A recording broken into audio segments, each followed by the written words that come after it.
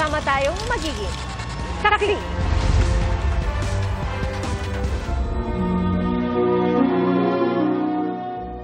Hanggang 4 na oras na paghihintay para sa ilang saglit lang na masulyapan pero walang patid pa rin ang pagdating ng mga nakikiramay sa St. Peter's Basilica sa Vatican. Sa ulat ng Reuters, inaabot daw ng 2 kilometro ang pila ng mga gustong masilayan ng labi ni Pope Francis. At ayon sa Holy See Press Office, nasa 61,000 na ang nakapagbigay-pugay as of 1 p.m. oras po doon sa Vatican. Hating gabi, nakatakdang magsarapan samantala ang Basilica, maliban na lang kung marami pang gustong pumasok. At ayon sa Vatican, pagkatapos ng funeral mass sa Sabado, sasalubungin ang labi ni Pope Francis sa Basilica of St. Mary Major ng mga benepisyaryo ng charitable activities ng Simbahang Katolika. Magiging pribado ang burial service ng Santo Papa at kinabukasan, April 27, pwede nang dalawin ang kanyang puntod doon. Pinag-aaralan kung isa sa ilalim sa Comelec control ang bayan ng Rizal sa Cagayan matapos itumba sa gitna ng pangangampanya ang alkalde nilang re-electionist. Ayon po sa PNP, posibleng sniper ang nasa likod ng pamamaril. Saksi, si Oscar Oida. Masaya pang nagsasayawan ang mga nasa covered court na yan sa Barangay Ilyuro Sur sa Rizal, Cagayan kagabi. Nailay pa nga ito sa social media ni re-electionist Mayor Joel Ruma. Pero sa gitna ng pangangampanya, umalingaw-ngaw ang sunod-sunod na putok ng baril at humandusay ang alkalde at 3 niyang kasama. Nagkaroon po siya ng tama dito nga po sa baba ng kanang balikat po niya. At itong si Mr. Abigebel nga po at nagkaroon din po ng tama at ng daplis at ganoon din po si Mrs. Talay at saka si Mr. Arnel Talay po, sir. Yan, nagkaroon nga po sila ng daplis. Naisugod pa sa ospital ang alkalde pero binawian din siya ng buhay. Sa inisyal na imbestigasyon ng Cagayan Police, posibleng pumosisyon ang gunman sa mataas na bahagi sa lugar. Yung putok po ay galing po sa mountainous part. Kung mula doon sa barangay hall, sir, is 80 to 100 meters from doon sa crime scene. Possible na pumesto yung gunman po is from doon sa doon sa taas po ng bundok na yun is more or less 40 feet from the doon po sa mismong kalsada. Bumuo na ng Special Investigation Task Group para mapabilis ang pag-iimbestiga at patuloy rin ang manhunt operation sa mga salarin.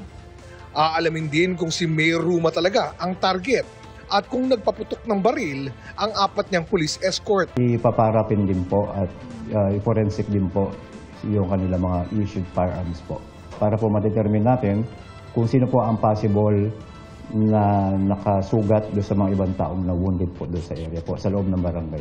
Tikumpa ang pulisya sa motibo sa krimen pero wala umunong banta sa buhay ang alkalde bago ang pamamaril. Sa gitna niyan, nakiusap ang Cagayan Police sa mga netizen. Please be responsible po na alam naman po natin yung atin pong duties and responsibilities as user nga po ng atin pong social media. Sana po gamitin po natin ito ng tamang paraan at maayos na paraan. Kinundi na naman ng Comelec ang krimen. Pinag-aaralan din kung kailangan ilagay sa Comelec control ang bayan ng Rizal. We will demand justice and sana nga ito ay wake-up call din sa ating pong pamunuan ng Philippine National Police. Hanggat hindi po kasi tayo nakaka-aresto, hindi po sila maniniwala na itong eleksyon na darating ay magiging matahimik. Para sa GMA Integrated News, ako si Oscar Oida, ang inyong saksi. Bago sa saksi, nasagip sa Pasay City ang Chinese national na ikinulong at sapilitan umanong pinagtrabaho bilang scammer ng mga kapwa niya Chino. Saksi, si John Consulta, exclusive. Pagdating sa 9th floor ng condominium na ito sa Pasay City, agad tinungo ng mga ahente ng NBI ang target na unit na anilay isang small-scale Pogo Hub. Nang walang magbukas matapos katukin, lumapit na ang asset ng NBI at pinindot ang code ng electronic lock ng pinto. Nang mabuksan, nasagip ng NBI Criminal Intelligence Division sa loob ang isang Chinese na identitate umano ng mga Chinese ding Pogo supervisors. Sapilitan umano siyang pinagtatrabaho bilang stock scammer. tumambad din sa mga ahente ang mga computer ng Pogo Hub na nakabukas pa.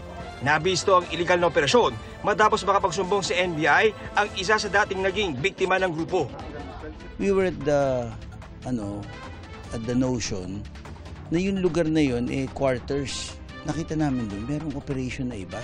May 300,000 pang utang itong babayaran niya yan sa panluloko ng ibang tao. Tsaka sila magiging free. Pwede na sila lumabas. That is still a form of illegal detention. 3 Chinese national ang inaresto sa operasyon na aminadong Pogo operation nga ang kanilang ginagawa. Pero tinanggi ang pagmamaltrato sa mga nagrereklamong Chinese. Is it true that you're detaining this Chinese? You're preventing him from leaving your condo? Is it true? Yeah, Liu. Okay. Do you detain him? Do you detain this guy? Never hurt. No? No. Okay. Did you hurt this guy? No, never. No? No. I'm sure. Gusto malaman ng aming butihing Director Jimmy Santiago, kung ano talaga yung pinaka-gist ng kanilang operations dun sa computer. And we cannot do that without the warrant. Nag-file tayo ng illegal detention charge. Nag-file din tayo ng CAFASA law violation. Para sa GMA Integrated News, John Consulta ang inyong saksi.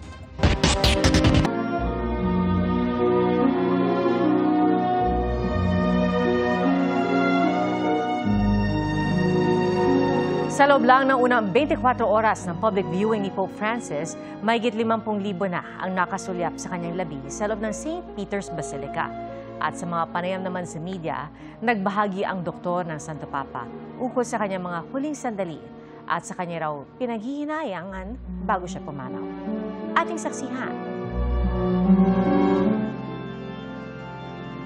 Sa loob ng engrande at makasaysayang St. Peter's Basilica, walang patid ang pagdating ng mga nais magpaalam sa Santo Papa ang kanilang minahal sa loob ng 12 taon. Si Pope Francis na pumanaw sa edad na 88 nitong April 21. Sa harap ng altar kung saan dati siyang nagmimisa at tanaw ang itinuturing na himlaya ni San Pedro. Ngayon, nakalagak ang labi ni Pope Francis sa simpleng kahoy na kabaong.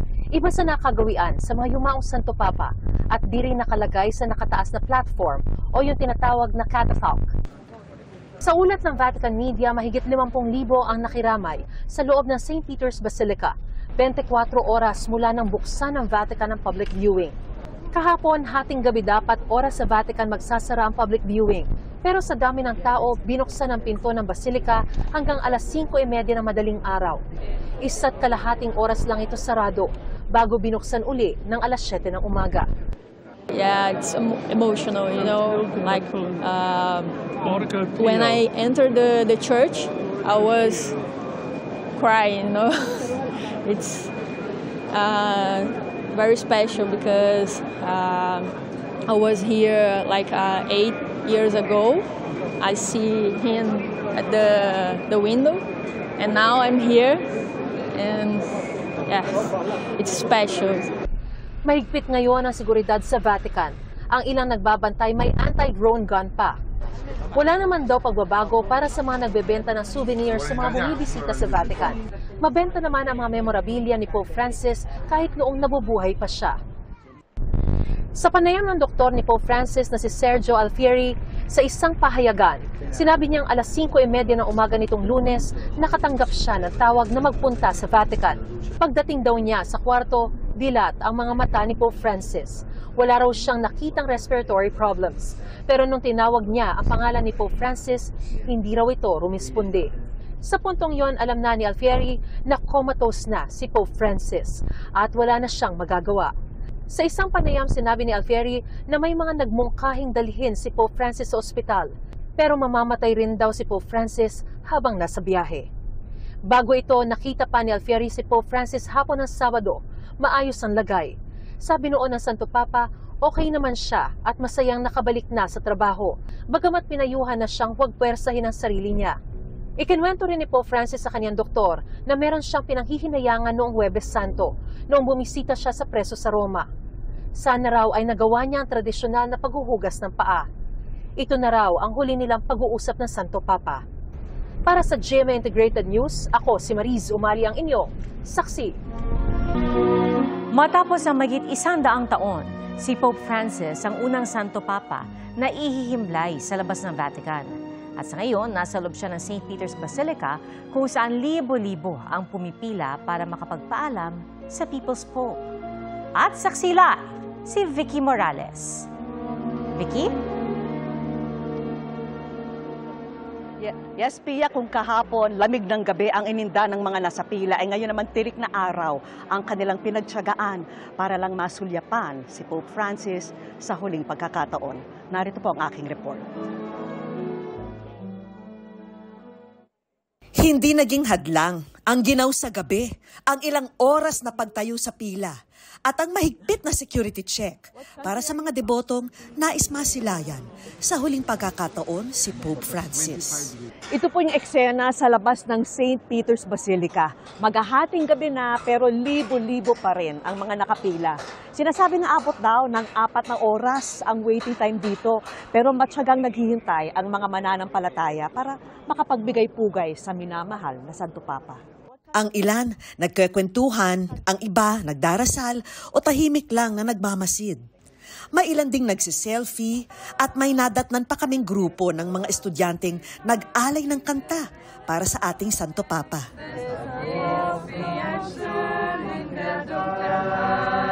What country are you from? Italia. Italia. What country? What country are you from? Austria. Hello. Wow. 12 na, nandito pa rin tayo. Diba? Kasi ang sabi nila hanggang 12 midnight lang ang pila. Pero lampas na 12, sabi nila uubusin daw talaga nila lahat ng tao dito. Diba? 12:30 in the morning at look at the people. Ito po nagpapatunay na talagang sa'y mahal ng mga tao. Walang pagod na nararamdaman. For hours and now we're almost there. Yeah, this is a wonderful experience because this Pope is great for us. So 3-4 hours is not a problem. Alauna na ng umaga at sa wakas nakarating na rin tayo dito sa steps ng St. Peter's Basilica. Sa loob ng St. Peter's Basilica, ito ang pila papuntang main altar kung saan inilagak ang mga labi ni Pope Francis. Tahimik lang na dumaraan ang bawat isa sa harap ng kanilang Santo Papa. Sa gitna ng kumikinang na altar ng basilika, kapansin-pansin ang simpleng kabaong gawa sa ordinaryong kahoy, maging ang payak na kasuotan na walang magarbong mga burda at walang tiara, alinsunod sa mga inihabilin ng People's Pope. Nag-start kami pumila mga 11:30. Bago pa kami nakapasok dito. Pero ngayon halos mag-alas 2 na ng madaling araw. Pero iba yung experience. Handa kang maghintay kasi alam mo yung napaka-precious nitong sandaling ito. Yung makita mo kahit sa huling sandali si Pope Francis. Hello, Father! Naku, dito tayo nagkita dati kay Pope John Paul II, tapos eto na naman tayo nagkita ulit. Sana magkikita tayo pag buhay yung Papa. Ano yung kaibahan nung namatay si Pope Francis at Pope John Paul II? Unang-unang mapapansin mo, dati mas maraming kapagkahanda. At sa taon ngayon, itong taon na to, ay Jubilee, marami ng activity yung mga youth at nagbago rin yung setup ng Vatican. Sobrang hirap na pumunta dito. Mukha bang si Cardinal Tagle may very good chance ka? Yeah, marami nagdadasal sa kanya. Pero kung sino man ang mapipiling Papa sa pamamagitan ng conclave ngayon, ay siyang kinakailangan at isusubo ng Panginoon.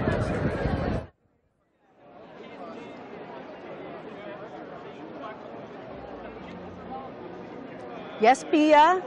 Sa ngayon, nakikita natin, no, puspusa na ang paghahanda ng mga security preparations at lahat ng ibang detalye para nga sa funeral mass ng Santo Papa itong darating na Sabado. Nakatayo na itong scaffolding para sa iba't ibang miyembro ng media mula sa iba't ibang panig ng bansa at mundo na pupunta rito para mag-cover na nga ng kanilang mga head of state. Nakapwesto na rin yung mga upuan na gagamitin itong mga head of state at maging mga leader ng simbahan. Nagkalat na rin itong mga LED screen para masubaybayan ng mga mananampalataya itong mga kaganapan dito sa St. Peter's Basilica. nakapwesto na rin itong altar na gagamitin nga sa final mass ni Pope Francis. At kung makikita natin, no, itong buong plaza ay punong-puno pa rin ng mga tao. Nakikita natin meron pang yung mga puting tent. At ang nandyan sa mga tent na yan ay itong mga paramedics na handang magbigay ng paunang lunas, no, sa mga mangangailangan nito. Pia, sa darating na Biyernes, no, ito na yung last day ng public viewing. Hanggang 7 p.m. na lang gagawin ang public viewing para nga makapaghanda sa susunod na araw. Ito yung final rites ni Pope Francis. Pia. Vicky, nakakatuwa na nakita mo muli si Father na huli mong nakita nung ikaw ay nagpunta dyan sa nakaraang coverage sa Vatican at nakakatuwa na makita mo siya ulit, ano? Pero meron ka rin bang mga iba pang mga nakilala na hanggang ngayon mga Pilipinong dumarating? Kasi nga kanina napakita mo yung mga galing sa iba't ibang bansa, pati na yung mga ilang Pilipino, pero gaya nga ng sinabi mo, walang patid naman yung pagpila ng mga deboto na nais magbigay ng respeto kay Pope Francis. Yes, Pia, alam mong napansin ko rito, no? Siyempre, yung parati nilang sinasabi, mapagumbaba si Pope Francis, napakabait na tao, pero yung talagang tumatak sa isipan ko rito, wala ni isang reklamo akong narinig mula sa mga taong pumila ng 4 na oras o higit pa. Di ba tayo usually, ako ang init naman, ang stricto naman ng security, marami tayong mga ganyang angal, pero dito wala ni isa akong narinig na reklamo mula sa mga nakapila. Siguro refleksyon din ito ng naging pamumuno ni Pope Francis na isang mapakumbabang tao at talagang pantay-pantay ang tingin niya sa mga tao. Pia. At sa lagay na yan, Vicky, talagang tumatagal sila ng mahigit 2 oras on the average para lang makapasok mula sa labas hanggang sa loob ng St. Peter's Basilica? Yes, Pia, talagang yung iba 3 oras, yung iba 4 na oras, hindi natin alam mamaya o siguro sa Biyernes, no, baka talagang mas matagal pa ang hintayan kasi syempre yung mga ibang tao magmamadali na masilayan si Pope Francis sa huling pagkakataon. So titignan natin yan, aantabayanan natin yan, Pia. Maraming salamat sa iyo, Vicky Morales, live mula sa Vatican City. Nasira ang isang toll booth sa NLEX matapos sumabit doon ang isang truck sa Valenzuela. Ayon sa pahinante, hindi raw pantay ang kalsada. Ang sagot ng pamunuan ng NLEX sa pagsaksi ni Tina Panganiban Perez. Natanggal sa pwesto ang toll booth sa NLEX Paso de Blas southbound exit. Sumabit kasi roon kagabi ang likuran ng truck na may kargang feeds. Walang nasaktan sa insidente. Tumangging humarap sa kamera ang driver at pahinante. Pero kwento ng pahinante sa GMA Integrated News, hindi raw pantay ang kalsada kaya tumagilid ang truck. Bagay na pinabulaanan ng pamunuan ng NLEX. Kung hindi po pantay yung kalsada doon, kaya lahat po sana ganun yung mangyari. Safe po yung pavement po natin para daanan ng mga trucks. Yung initial finding talaga is na miscalculate niya kaya tinamaan niya yung toll booth. Fortunately, dedicated sa RFID yun yung lane na yun. So, wala po kaming personnel doon. Natanggal na ang nasirang toll booth. Mag-aalauna na ng hapon ngayong Webes at sa mga oras na ito, hindi pa rin pinadaraanan ang isang RFID lane nitong Paso de Blas southbound exit matapos bumangga ang isang truck sa toll booth nito. Sa ngayon, naigilid na yung truck pero hindi pa naiaalis dahil naghihintay pa raw ng rescue. Pero wala namang problema para sa mga motorista dahil may ibang lanes pang nadaraanan. Inaalam pa ng NLEX ang halaga ng pinsala. Tinitingnan din kasi yung mga nakakabit na system, yun po yung marami, yung mga system, and even yung mga electrical. Ipinaubaya na ng NLEX sa Valenzuela City Police ang pag-iimbestiga. Kailangan po sagutin po ng driver yung damage na nangyari po dun sa toll booth po namin. Inaayos pa lang po with PNP Valenzuela yung maaaring case po dun sa driver po. At maaaring dun sa may-ari. Paalala ng NLEX, may height at weight limits ang mga sasakyang dumaraan sa expressway, lalo na yung may mga kargamento. Para sa GMA Integrated News, ako si Tina Panganiban Perez, ang inyong saksi. Dalawang call center agent ang binugbog sa magkahiwalay na insidente sa Iloilo City. At ayon sa mga pulis, posibleng iisang gang ang nasa likod nito. Saksi, si John Sala ng GMA Regional TV. Ilang saglit lang matapos huminto ang dalawang motorsiklong yan, makikita nang may binubugbog ang mga sakay nito. Natumba pa sa kalsada ang biktimang call center agent. Nangyari ito kahapon ng madaling araw sa barangay San Rafael, Mandurriao, Iloilo City. Pauwi na raw sana noon ang biktima galing sa trabaho. Nag-try mo kudlagan niya kayo sa tunga may lagyan mo nga pwede kadlagan, wala kayong motor sa likod. Pero ang moto nalabot mo ko gyapon nila kay nasipaan ko sa paa bilang sa deryo. Pag tumba ko dayon, namatogin ginkuha ko ng mga gamit. Tapos kita komandaan nga may kutsilyo ang isa ka lalaki. Matapos ang halos isang oras, isa pang call center agent ang binugbog sa bahagi naman ng diversion road sa barangay Bulilao, ayon sa biktima. Naghihintay lang siya ng jeep pauwi ng lapitan ng tatlong sakay ng tricycle. Ang isa ka tao, dito na siya nag-start niya ginsog baga ko lolo, after na, duha na dayon sila. Tatlo na tayong gingolpi ko nila, sumbag. Wala ko nakita tsura nila kay gano ko mo, ga-protect ko pala sa sa face ko kay nakibutan ako damo na wala dugo ang baba ko. Ang hinihinala ng mga biktima na may gawa nito sa kanila. Mga kabataan daan nasa around 15 to 18 years old lang gid. May isa siguro sa ila legal age kay the way man sila nga magbayo nang hindi balasang yang adult or adult nga magbayo daw panganagid siya daw minor gid bala. Ayon sa pulisya, posibleng miyembro ng gang ng kabataan ang nasa likod ng mga insidente at posibleng iisa lang ang kanilang grupo. Patuloy ang investigasyon. May posibilidad nga ang nag-tripping nga ini sa aton diri biktima is the same man dito sa ginailegal or upod man dito sa nag-involve nga ni dito sa gin-report sang aton nga pumuluyo. Para sa GMA Integrated News, ako si John Sala ng GMA Regional TV, ang inyong saksi. Kinwestiyon ng isang consumer group kung bakit sa Visayas lang ilulunsad ang pagbebenta ng 20 pesos kada kilong bigas. Ipinagtanggol naman ng Malacanang ang desisyong ito. Saksi, si Bernadette Reyes.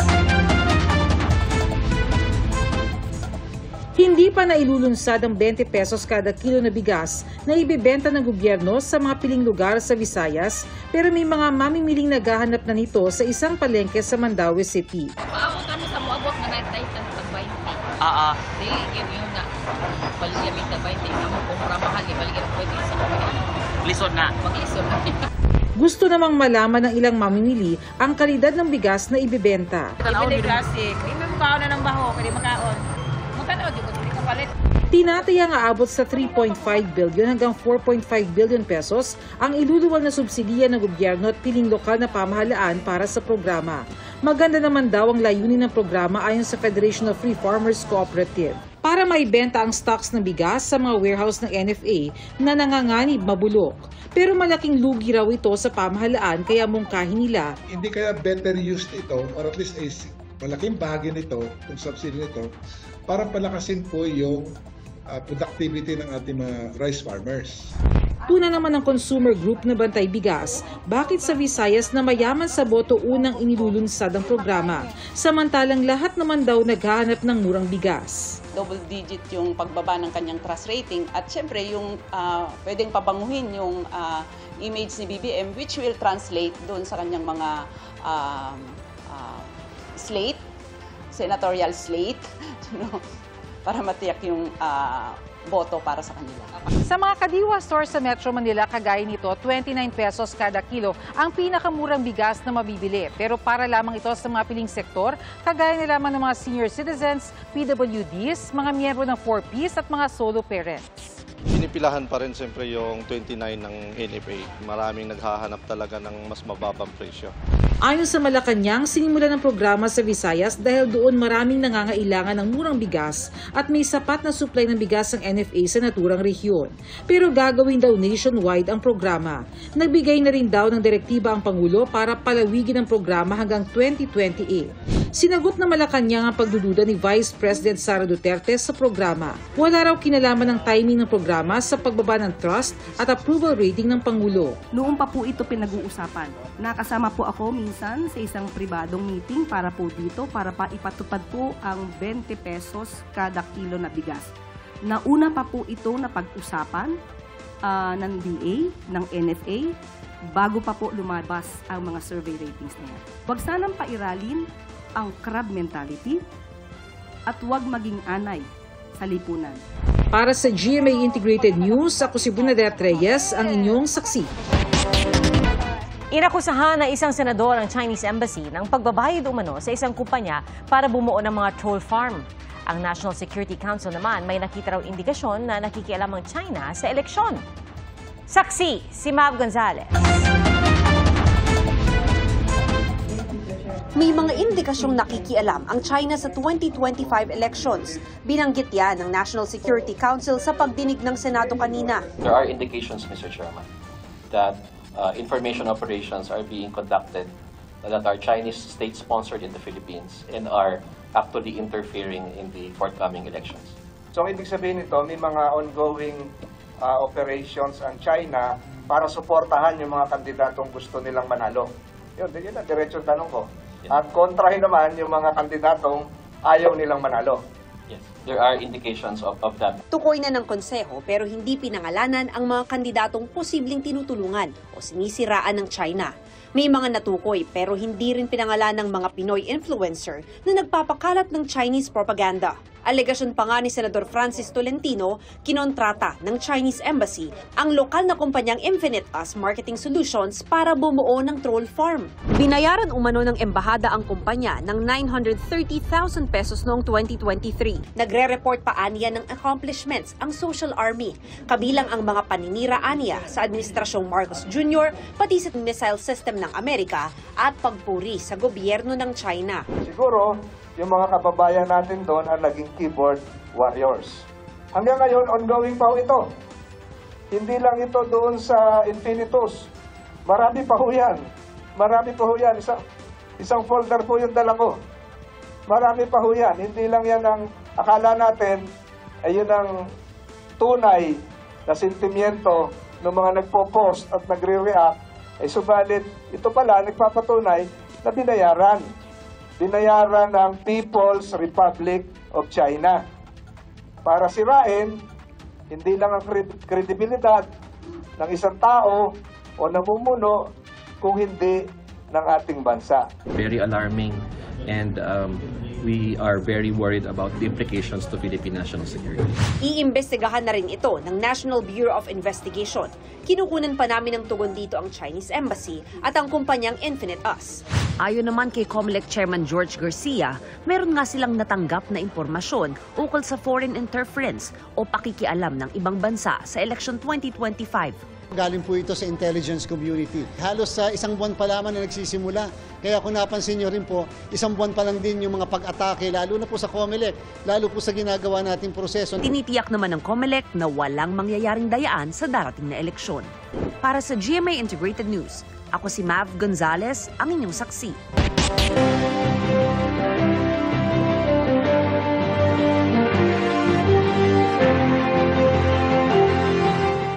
Walong kandidato ang nadagdag sa listahan ng mga pinagpapaliwanag ng COMELEC dahil sa issue ng vote buying.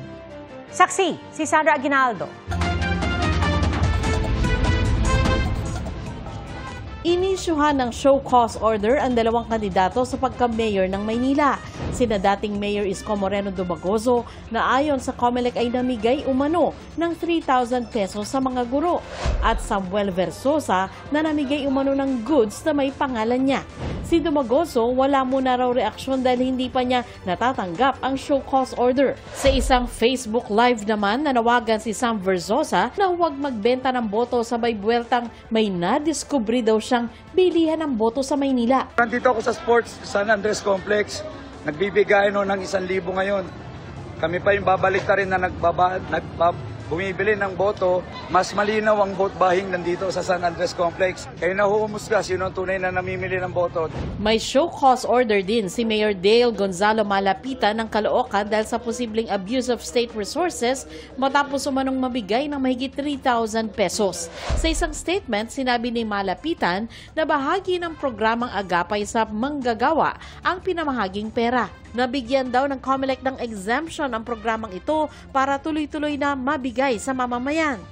Ibinahagi niya ang kopya ng dokumento mula sa COMELEC.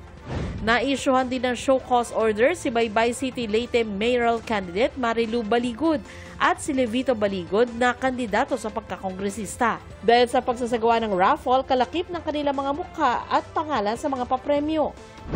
Itinanggi naman ni congressional candidate Levito Baligod ang alegasyong vote buying. Aniya, hindi niya alam kung ano ang naging basehan nito. Dagdag niya, hihintayin niya muna ang kopya ng show cause order para masagot niya ito ng maayos. Pero ngayon pa lang, iginiit niyang hindi sila nagpa-raffle at wala ring planong magkasa ng raffle na labag sa election law. Pagpapaliwanagin din ng COMELEC si Sangguniang Bayan member Jerry Jose dahil sa pamimigay umano ng buhay na baboy sa mga botante. Pinagpapaliwanag din ang mga kandidato para sa Sangguniang Bayan, Panlunsod at Panlalawigan na sina Ana Katrina Marcelo Hernandez dahil sa pamimigay ng mga electric fan, bigas at t-shirt at si Julian Edward Emerson Coseteng dahil sa pamimigay ng papremyong 500 piso sa isang e-wallet app. Sinusubukan naming kunin ang kanilang mga pahayag. Para sa GMA Integrated News, Sandra Aguinaldo, ang inyong saksi.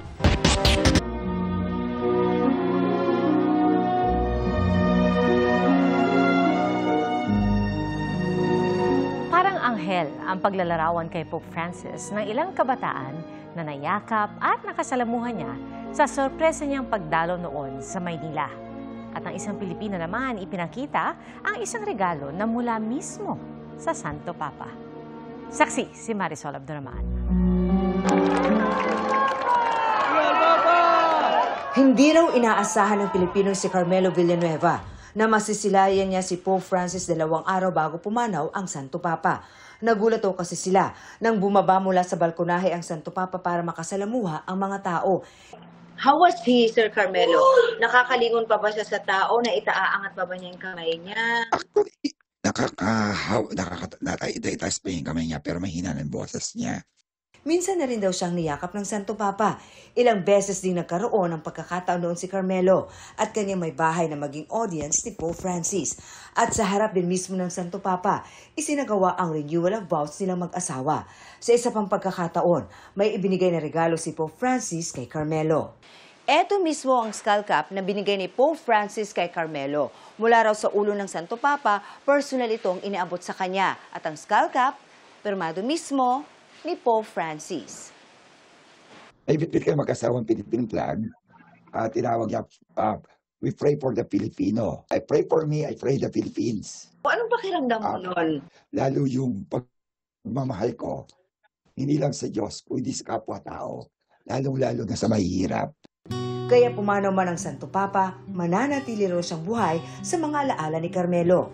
Alaalang di malilimutan din ang baon ng ilang nakasalamuhan ng Santo Papa noong bumisita siya noon sa Pilipinas, tulad ng bigla siyang dumalaw sa tulay ng kabataan sa Maynila noong 2015. You just want to spend time with the poorest among the poor, the street children of Manila. So it was really a wonderful moment.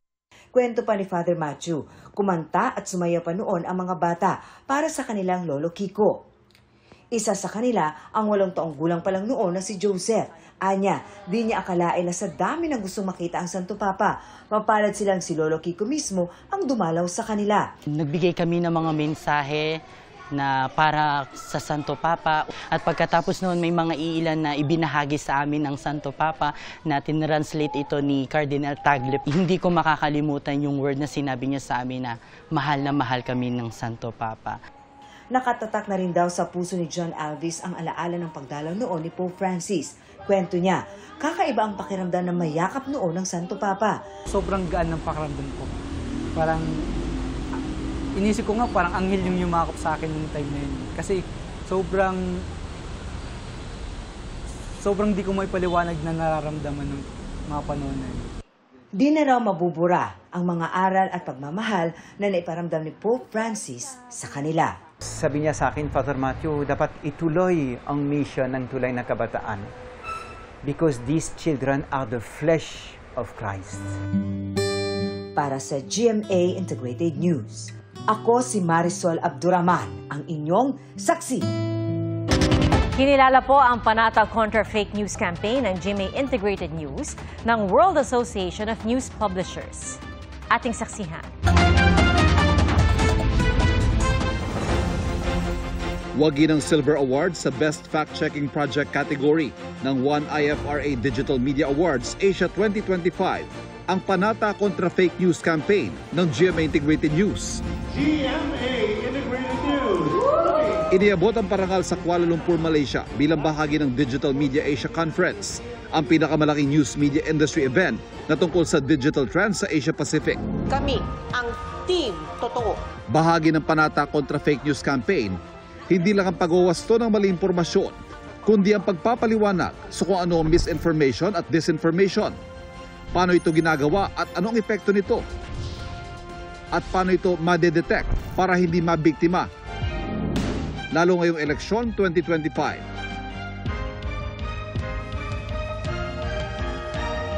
Kaysa sa kampanya ng GMA Integrated News, ang 59 na grupo mula sa pinakamalalaking media at academic institution sa bansa.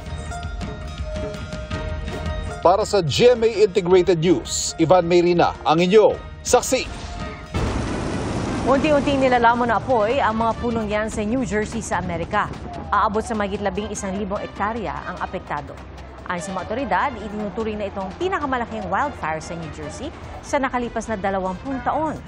Patuloy pa itong inaapula at hindi pa tukoy ang pinagmulan ng sunog. Sa ngayon, idineklara na ang state of emergency sa lugar.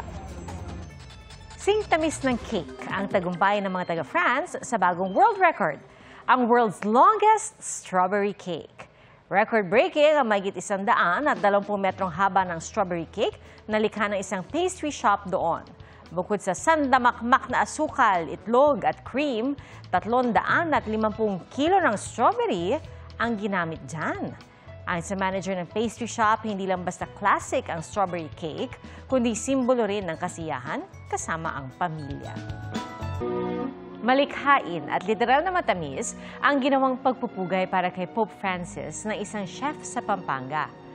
Humulma siya ng Lolo Kiko Cookies o yung mga dinisenyohan gamit ang iba't ibang litrato ng Santo Papa. Pagbibigay-pugay raw ito ni Chef Fatima kay Pope Francis na dinamayan ang mga Pilipino sa gitna ng mga kalamidad. Pero higit pa raw dyan, tumatak sa kanyang puso ang mga aral na iniwan ng Santo Papa, ang pagtanggap, pagkahabag at radikal na pagmamahal. Salamat po sa inyong pagsaksi. Ako si Pia Arcangel. Para sa mas malaking misyon at sa mas malawak na paglilingkod sa bayan. Mula sa GMA Integrated News, ang News Authority ng Filipino. Hanggang bukas, sama-sama po tayong magiging saksi!